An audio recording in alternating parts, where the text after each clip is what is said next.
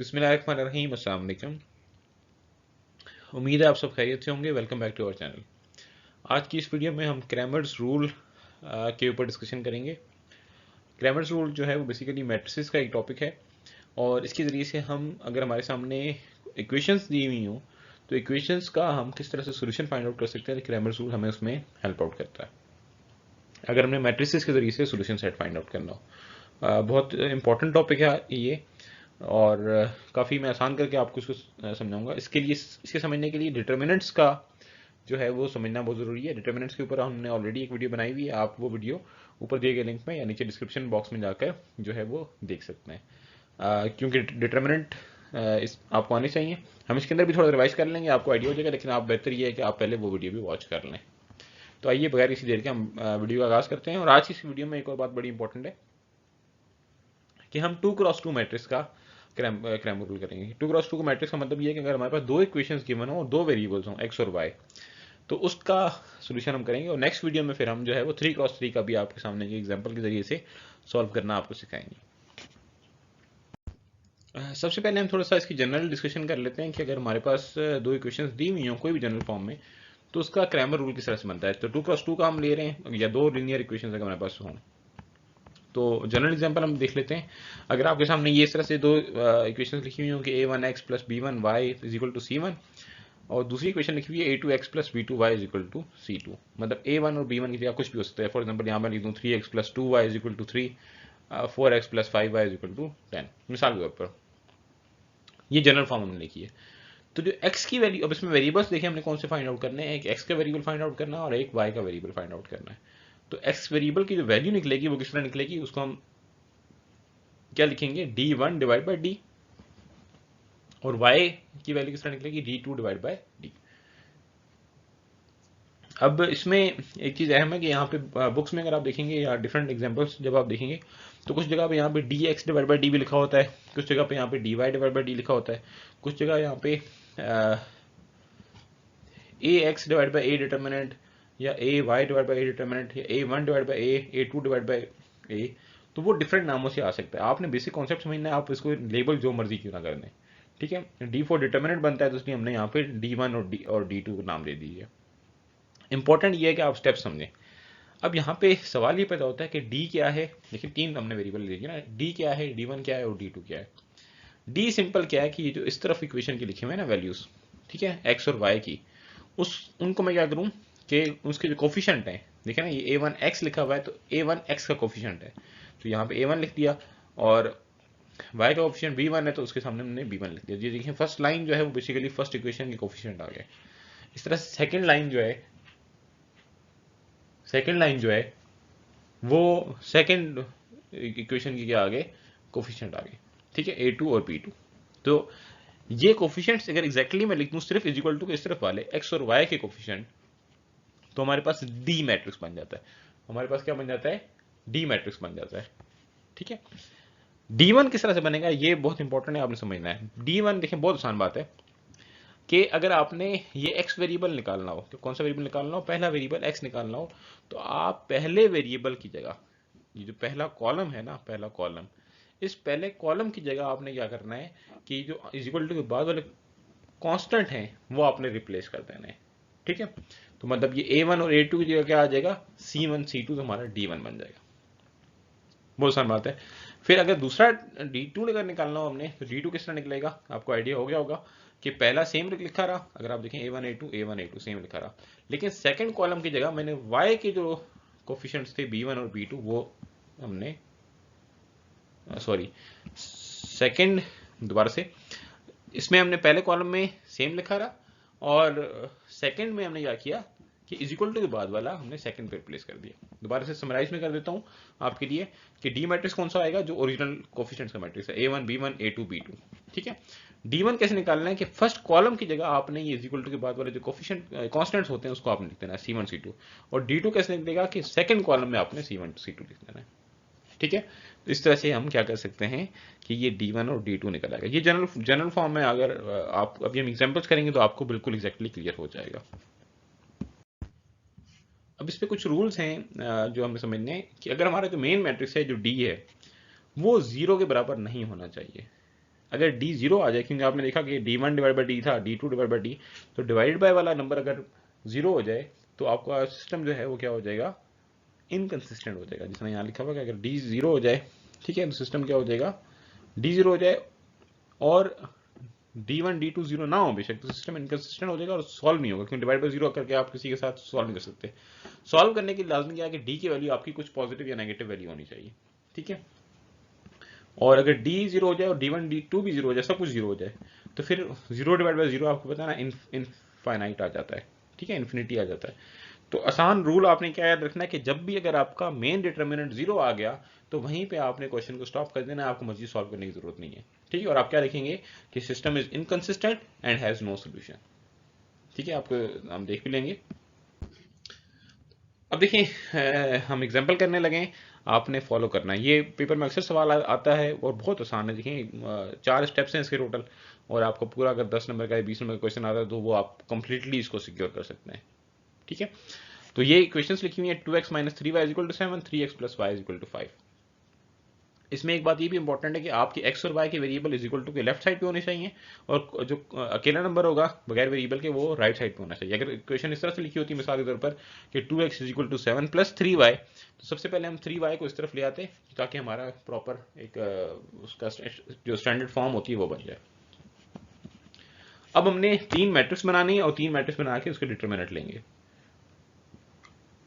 सबसे पहले मैं आपको मैट्रिक्स बनाना सिखा देता हूँ, फिर डिटरमिनेंट हम बाद में ले लेंगे आराम से। तो आप देखें सबसे पहले हम डी मैट्रिक्स बनाया हमने, तो डी मैट्रिक्स कैसे बनाया, देखें 2 और -3, ठीक है। तो यहाँ पहली लाइन में अगर आप देखें तो क्या लिख दिया हमने, 2 और -3, और तरतीब भी इसकी सेम होनी चाहिए। अगर इसमें x पहले लिखा हुआ है तो सेकंड इक्वेशन में भी x लिखा होना चाहिए। ऐसा नहीं है कि इधर आप y लिखते हो तो x लिखते हैं। कहने का मतलब ये है कि जो x है ना, ये पहला कॉलम x के कोफिशिएंट्स का है और सेकंड कॉलम किसका है, y के कोफिशिएंट्स का। लेकिन आसान लफ्जों में अगर आप समझें तो आसान क्या है कि आप इसकी जो स्टैंडर्ड फॉर्म है पहले x लिखें, फिर y लिखें, फिर इसमें भी x लिखें, y लिखें, और फिर इसको तरतीब से लिख देंगे तो आपको ऑटोमेटिकली आंसर आ जाएगा, प्रॉब्लम नहीं होगी। वापस हम आते हैं डिटरमिनेंट की तरफ। तो 2 और -3 इसके कोफिशिएंट है, तो फर्स्ट लाइन में हमने 2 और -3। सेकंड लाइन में अगर आप देखें क्या लिखा हुआ है, 3 और 1 प्लस y लिखा हुआ है ना, तो y कोई अगर ना कोफिशिएंट हो तो वो 1 होता है। तो आप देखें यहाँ पे क्या लिख दिया, 3 और 1। बस में आ गई। अब D1 में क्या करना है आपने, बहुत आसान बात है कि जो पहला कॉलम है क्या है, D का जो पहला कॉलम है इसको हम रिप्लेस कर देंगे इस इज इक्वल टू के बाद वाले 7 और 5 के साथ।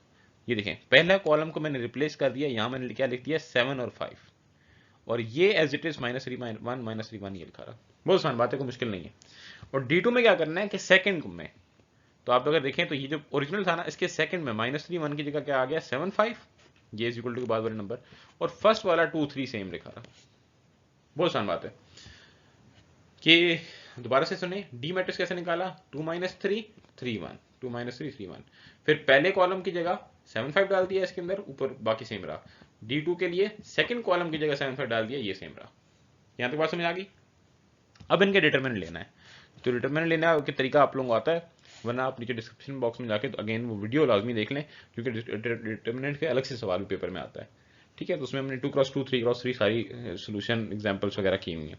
तो यहाँ इसको इसमें क्रॉस मल्टीप्लाई करना है, 2 मल्टीप्लाई बाय 1 2 आ गया, बीच में माइनस आता है, बाय रूल माइनस आता है, तो -3 मल्टीप्लाई बाय 3 तो -9 आ जाएगा, तो माइनस माइनस क्या हो जाएगा प्लस, तो 2 + 9 इज इक्वल टू 11। तो यहाँ पे हमने वेरीफाई कर लिया कि हमारा आंसर जो है वो डी का जो आंसर है वो जीरो नहीं है। जब जीरो नहीं है तो इसका मतलब है कि हम आगे प्रोसीड कर सकते हैं और सॉल्व कर सकते हैं। D1 निकाला किस तरह, 7 × 1 7 आ गया, बीच में माइनस आता है फॉर्मूले का, डायरेक्ट किया हुआ मैंने, लेकिन मैं बोल रहा हूँ तो आपने मेरी वॉइस को फॉलो करना है। -3 × 5 करेंगे तो -15 आता है, तो माइनस माइनस क्या हो जाएगा +15, 7 + 15 22। फिर 2 × 5 10 आ गया, बीच में माइनस आता है, 7 × 3 21, तो माइनस ही रहा 21, तो 10 - 21 -11 आंसर आ गया, ठीक है। अब क्रैमर रूल का फॉर्मूला आपको पता है कि D1 डिवाइड बाई डी अगर करें तो x आ जाता है। हम यहाँ से देखेंगे D1 की वैल्यू 22 है और D की वैल्यू क्या है 11, तो 22 डिवाइड बाई 11 2 आ गया। और y की वैल्यू किस तरह क्या निकलती है कि D2 डिवाइड बाई डी, तो D2 की वैल्यू -11 है, ये निकली -11 डिवाइड बाई 11 किया तो आंसर आ गया -1। तो इस तरह से देखें हमारा सोल्यूशन सेट क्या आ गया, x = 2 y = -1। इसी के ऊपर हम एक और एग्जांपल कर लेते हैं। ये देखें, ये आपके सामने लिखा हुआ है, दो इक्वेशन थी में 12x + 3y = 15, 2x - 3y = 13। ठीक है, तो इसको सॉल्व कर लेंगे। तो x का फॉर्मूला हमने लिख लिया dx/dt, जिस तरह मैंने आपको बताया आप d1 लिख लें, dx लिख लें, आपको दो के आप लिख सकते हैं। तो dx कैसे, या d, पहले हम d देख लेते हैं ना, d कैसे बनता है। d तो ओरिजिनल मैट्रिक्स होता है, जो डिवाइड होता है वो ओरिजिनल है। किस तरह बनाएंगे, 12 3, ये आप देखें क्या आ गया 12 3, फिर देखें 2 - 3, ये आ गया 2 - 3, बस में आ गई। dx कैसे बनेगा कि पहला कॉलम जो है ना उसकी जगह ये 15 13 लिख दिया, बहुत आसान बात है। पहले कॉलम की जगह 15 13 लिख दिया, और ये देखें तो ये सारा सेम लिखा रहा। इसके अंदर ना पहले कॉलम में 15 13 लिख दिया और दूसरा कॉलम सेम रहा। आगे डिटरमिनेंट ले लेंगे ऊपर नीचे करके। अब देखें ये एक ही स्टेप के अंदर x की वैल्यू निकल आई है। पिछले सवाल में हमने किस तरह किया था कि अलग अलग डिटरमिनेंट्स निकाल लिए थे। आप चाहें तो इस तरह ऊपर नीचे रख के भी डिटरमिनेंट निकाल सकते हैं, जो मेथड आपको इजी लगे आप उस तरह से कर सकते हैं। मैंने दोनों करवा दिए। बात एक ही है, इसमें ये होगा कि जब आप y निकालेंगे तो अगेन दोबारा से आपको इसका d का डिटरमिनेंट निकालना पड़ेगा। उसमें ये है कि आपको d का डिटरमिनेंट एक दफा निकालना पड़ता है। खैर इसको सॉल्व करते हैं। 15 × -3 -45, बीच में माइनस आएगा, 3 × 13 -39, डिवाइड बाय 12 × -3 -36, -3 × 2 6। इसको सॉल्व कर लेंगे तो ये पता नहीं कितना आ जाएगा, -84, और डिवाइड बाय ये आ जाएगा -42। तो -84 divide by -42, answer minus minus cut जाएगा, आंसर आ जाएगा आपका 2। x की वैल्यू आ गई। इस तरह से हम y की वैल्यू निकालेंगे तो y हमें पता है dy/dt है। तो हमने क्या किया पिछले, अगर आप याद करें तो यहाँ ये आपके सामने लिखा हुआ है 12 2 3 -3। तो पहला कॉलम सेम रहा 12 2, सेकंड कॉलम में मैंने dy में क्या कर दिया 15 13 डाल दिया। इसको सॉल्व कर लेंगे। 12 × 13 156, बीच में माइनस आया, 2 × 15 -30। ठीक है, डिवाइड करेंगे 12 × -3 -36, 2 × 3 -6। तो 156 -30 अगर करेंगे तो हमारे पास आ जाएगा 126, और डिवाइड बाय -42। तो जब डिवाइड करेंगे तो ऊपर प्लस है नीचे माइनस है, तो साइन माइनस का आएगा -3। तो सोल्यूशन क्या आ गया, x = 2 y -3। ये एग्जांपल्स आपने खुद भी अपने हाथ से सॉल्व करनी है, यहाँ से देख के करें या जिस तरह मर्जी करें, लेकिन आपने खुद भी सॉल्व करनी है।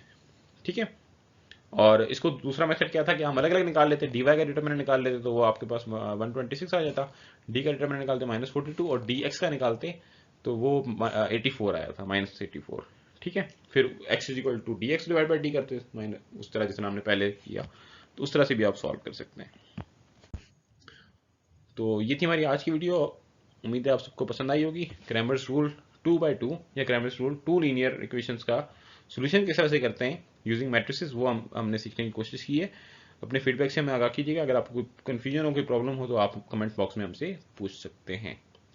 अपना बहुत सारा ख्याल रखिएगा। नेक्स्ट वीडियो में आपने जो है वो 3x3 का हम सिस्टम जो है उसको सीखने की कोशिश करेंगे। तो चैनल से जुड़े रहिएगा, इसी तरह की मजीद इन्फॉर्मेटिव वीडियोस आपको मिलती रहेंगी। मिलते हैं अगली वीडियो में, तब तक के लिए अल्लाह हाफिज़।